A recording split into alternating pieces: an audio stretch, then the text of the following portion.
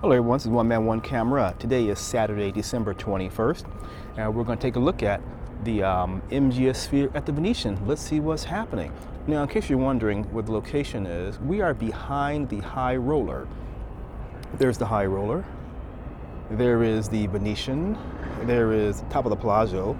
And this building directly in front of me will be the Caesars Forum 2020, due to open up in April, I believe, of 2020, or before April 2020, because the NFL draft will be held there. All right, let's ride. Today is December 21st, about 11:30 in the morning.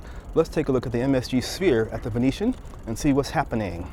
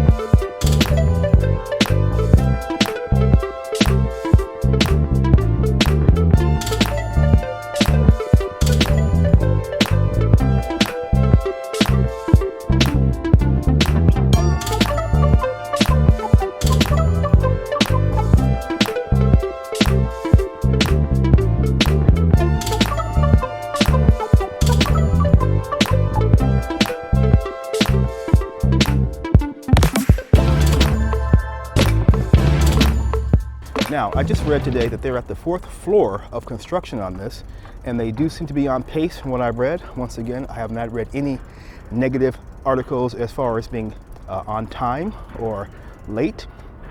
This is a, what, 1.2 to $1.7 billion project. There is some discussion going on about the vastly difference in estimates. So I guess I'll have more on that later as I, hear about it. But it is a Saturday, and there's a team working, and from what I understand, they have 800 people working per day for now, and then once I think more is done, completed, they'll have, I believe, 1,500 people on the ground daily. So it does look like, things are going well. I hope it opens on time and on whatever budget they're going to use, and it does create jobs for folks locally. That'd be great. There's the horn. Is it lunchtime?